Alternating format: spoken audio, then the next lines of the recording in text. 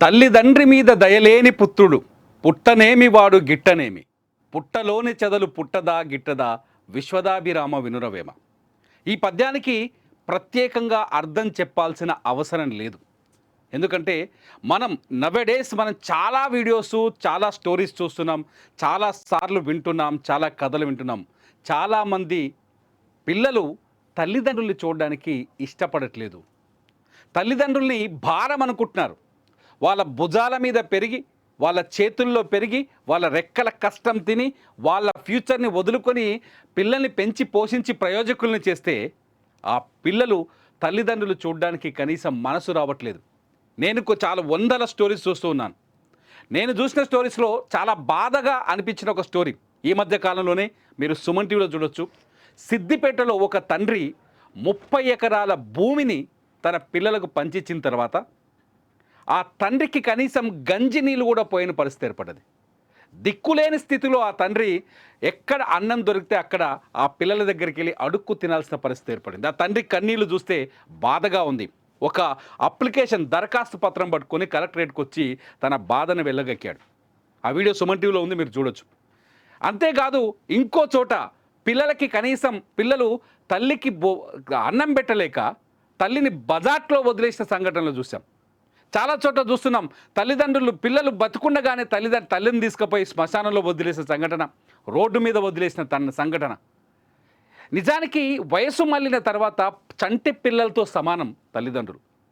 ఆ వృద్ధుల్ని కంటికి రెప్పలా చూసుకోవాలి. వాళ్ళు కడుపు మార్చుకొని, తిండి మానుకొని, వాళ్ళ ఫ్యూచర్ని వదులుకొని, వాళ్ళ కలలన్నీ వదులుకొని మనల్ని పెంచి పెద్ద చేసిరు. అటువంటి పేరెంట్స్కి అన్నం పెట్టడానికి చేతులు రాని పిల్లలు ఎంతోమంది ఉన్నారు. వీళ్ళు కార్లలో తిరుగుతారు, తండ్రిని రోడ్డు మీద వదిలేస్తారు. వీళ్ళు బండి మీద తిరుగుతారు, తండ్రిని పట్టించుకోరు. వీళ్ళు హీరోలు అయ్యారు ఎలా? చాలామంది కద్దరు చొక్కాలు వేసుకోవచ్చు, బ్లేజర్లు వేసుకోవచ్చు, రాజకీయ నాయకులు కావచ్చు, ఇంజనీర్లు కావచ్చు, సాఫ్ట్వేర్ ఇంజనీర్లు కావచ్చు, కోట్లు సంపాదించవచ్చు, వ్యాపారవేత్తలు కావచ్చు. కానీ పేరెంట్స్ దగ్గరకు వచ్చేసరికి దుర్మార్గంగా ప్రవర్తిస్తున్న తల్లిదండ్రులు చాలామంది ఉన్నారు, పిల్లలు చాలామంది ఉన్నారు. ప్రభుత్వ ఉద్యోగుల్లో కూడా స్వార్థం భార్య వచ్చిన తర్వాత తల్లికి అన్నం పెట్టడానికి ఇష్టపడని కొడుకులు చాలామంది ఉన్నారు. చెప్పుకుంటే సిగ్గనిపిస్తుంది ఇటువంటి మాటలు. ఇటువంటి వారికి శిక్ష విధిస్తామా? ఏ శిక్ష పడాలి? ప్రభుత్వం దగ్గరకు వచ్చే దరఖాస్తుల్లో నిన్న ముఖ్యమంత్రి రేవంత్ రెడ్డి ఒక సమీక్ష నిర్వహిస్తే ప్రభుత్వం దగ్గరకు వచ్చే దరఖాస్తుల్లో ఎక్కువ మంది వృద్ధ తల్లిదండ్రుల దరఖాస్తులు కూడా ఉన్నాయి. అయ్యా ప్రభుత్వ అధికారులు, అయ్యా ప్రభుత్వం, దయచేసి మా పిల్లలు మాకు తిండి పెట్టట్లేదు, మా పిల్లల్ని మందలించండి అంటున్నారు. మందలించండి, మాకు అన్నం పెట్టించండి వేరుకుంటున్నారు. సరిగ్గా ఈ నేపథ్యంలోనే ముఖ్యమంత్రి రేవంత్ రెడ్డి, తెలంగాణ ముఖ్యమంత్రి రేవంత్ రెడ్డి అధికారులకు ఒక అద్భుతమైన సూచన ఇచ్చినట్టుగా తెలుస్తుంది. నేను ఒక తండ్రికి కొడుకునే నేను దాన్ని యాక్సెప్ట్ చేస్తున్నా. ముఖ్యమంత్రి రేవంత్ రెడ్డి ప్రపోజ్ చేసిన ఆ ప్రపోజల్ని నేను యాక్సెప్ట్ చేస్తున్నా. మీరెంతమంది యాక్సెప్ట్ చేస్తారో చూడండి, నేను చెప్తా. ఆ ప్రపోజల్ ఏంటంటే, ఎవరైతే ఉద్యోగాలు చేస్తూ, వ్యాపారాలు చేస్తూ, ప్రైవేటు కావచ్చు, ప్రభుత్వం కావచ్చు, ఏ ఉద్యోగం అయినా సరే, ఎవరైతే పిల్లల్ని పెంచి పెద్దగా అయిన తర్వాత ఎవరైతే ఉద్యోగాలు చేస్తున్న పిల్లలు ఉన్నారో వాళ్ళు వాళ్ళ తల్లిదండ్రులకి సహాయ సహకారం, వాళ్ళ తల్లిదండ్రులకి భోజనం పెట్టకపోయినా, వాళ్ళ బాగోగులు చూసుకోకపోయినా, వాళ్ళ సంరక్షణను పట్టించుకోకపోయినా, మళ్ళీ చెప్తున్నా, ఎవరైతే పెరిగి పెద్దగైన తర్వాత రెక్కలు వచ్చిన తర్వాత పిల్లలు ఉన్నారో ఆ పిల్లలు వాళ్ళ తల్లిదండ్రులని పట్టించుకోకపోయినా, సంరక్షణ చూసుకోకపోయినా, వాళ్ళ బాగోగులు చూసుకోకపోయినా, వాళ్ళకు మందులు కొనియకపోయినా, అన్నం పెట్టకపోయినా, సరిగ్గా గౌరవించకపోయినా, అటువంటి ఉద్యోగుల జీతాల్లోంచి లేదంటే ఆదాయం నుంచి 10 నుంచి 15% కోసి నేరుగా తల్లిదండ్రుల అకౌంట్లో జమ చేసే విధానాన్ని తీసుకొద్దామని ముఖ్యమంత్రి రేవంత్ రెడ్డి చెప్తున్నారు. మంచి విధానమేనా? నేను ఉద్యోగం చేస్తాను అనుకోండి, ఉదాహరణకి నేను మా నాన్నకి అమ్మకి అన్నం పెట్టకపోతే నా జీతంలోంచి నేరుగా 10 to 15%, 10 నుంచి 15%, ₹1,00,000 ఉంటే 10,000 నుంచి 15,000 రూపాయలు తీసి నేరుగా మా నాయన ఖాతాలను అమ్మ ఖాతాలను వేయాలనేది గవర్నమెంట్ ప్రపోజల్. ఈ ప్రపోజల్ని మీరు అంగీకరిస్తారా? గవర్నమెంట్ ఆలోచిస్తుంది ఇట్లా ఆలోచించడం మంచిదే. రేవంత్ రెడ్డి గుండెలోంచి వచ్చింది ఆ డైలాగ్. ముఖ్యమంత్రి రేవంత్ రెడ్డి తీసుకొచ్చిన గుండెలోంచి వచ్చింది ఆ డైలాగ్. ఈ ఆలోచనకి మీరేమంటారు? తప్పనిపించట్లేదు, నాకైతే తప్పనిపించట్లేదు. అందుకే చెప్పాను కదా, తల్లిదండ్రి మీద దయలేని పుత్రుడు పుట్టనేమి వాడు గిట్టనేమి. తల్లిదండ్రిని వయసు మళ్ళిన తర్వాత చూసుకొని కొడుకోడు పుడితే ఏంది చస్తేంది. పుట్టలో చెదలు పుట్టదా గిట్టదా వేమని అప్పుడే చెప్పింది కదా, చెదలు పుట్టినట్టే కదా. అమ్మా నాన్నకి గంజి పోయిన వాడు పుడితేంది పుట్టకపోతేంది. అటువంటి వారికి సరైన శిక్షే విధించాలంటున్నారు తెలంగాణ ముఖ్యమంత్రి రేవంత్ రెడ్డి. ముఖ్యంగా ప్రభుత్వ ఉద్యోగుల విషయంలో ఆలోచించండి అంటున్నారు. ఎందుకంటే అందరూ మారాలి.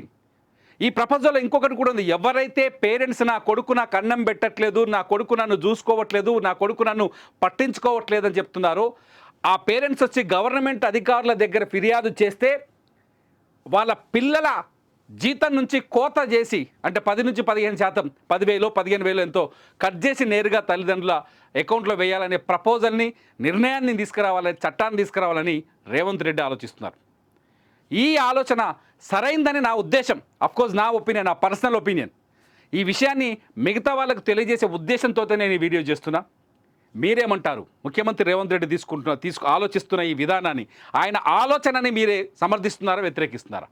ఖచ్చితంగా చెప్పండి. అంతేకాదు, ఎందుకంటే కోట్లాది ఆస్తులు, ఎంత వాళ్ళ భూములు, అసలు వాళ్ళు బతకొచ్చు కదా. పేరెంట్స్ మనం పెంచి పోషించేటప్పుడు పేరెంట్స్ హ్యాపీగా ఉన్న భూమి అమ్ముకోవచ్చు, ఉన్న ఇల్లు అమ్ముకోవచ్చు, కడుపు నిండా తినొచ్చు, కంటి నిండా నిద్రపోవచ్చు కదా. అవన్నీ కడుపు మార్చుకొని ఆస్తుల్ని తిరిగి మనకు ఇస్తున్నారు కదా.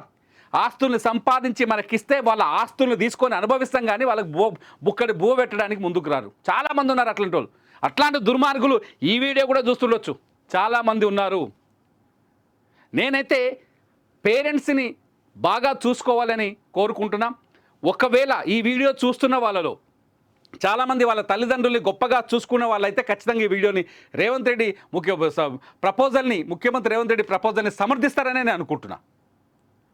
ఎందుకంటే ఇది రేవంత్ రెడ్డి ఇప్పుడు ఆలోచన వచ్చింది, కానీ నిజానికి ఇది మన దేశంలోని అస్సాం రాష్ట్రంలో ఈ విధానం అమల్లో ఉంది ఆల్రెడీ. 10 to 15% ఎవరైనా నా కొడుకో నా బిడ్డనో నన్ను చూసుకోవట్లేదని ప్రభుత్వ అధికారి దగ్గరకు వచ్చి ఫిర్యాదు చేస్తే ఆ పేరెంట్స్కి ఆ కొడుకు లేదా కూతురు అకౌంట్స్ నుంచి, జీతం నుంచి 15% కట్ చేసి ఆ తల్లిదండ్రుల అకౌంట్లో వేయాలనే ప్రపోజల్ అస్సాంలో అమల్లో ఉంది. ఇది తెలంగాణలో కూడా వచ్చే అవకాశం స్పష్టంగా కనిపిస్తోంది. ఎందుకంటే ప్రభుత్వ దగ్గరికి వస్తున్న ఫిర్యాదుల్లో వృద్ధ దంపతులు బుక్కడి మెతుకుల కోసం అంగలారుస్తున్నారు. వాళ్ళకి ఆ వయసులో కావాల్సింది అంతే కదా. ఆరోగ్యానికి సరిపడ మందులు కావాలి, వాళ్ళ ఆకలికి సరిపడ అన్నం కావాలి. అంతేకాదు, అంతకు మించిన ఆప్యాయత, ప్రేమ కూడా కావాలి. వాళ్ళ కష్టాన్ని మనం అనుభవిస్తున్నాం. వాళ్ళ ఆస్తిని ఇచ్చినా ఇవ్వకపోయినా మనల్ని పెంచి పెద్ద చేశారు కదా. మీరేమంటారు?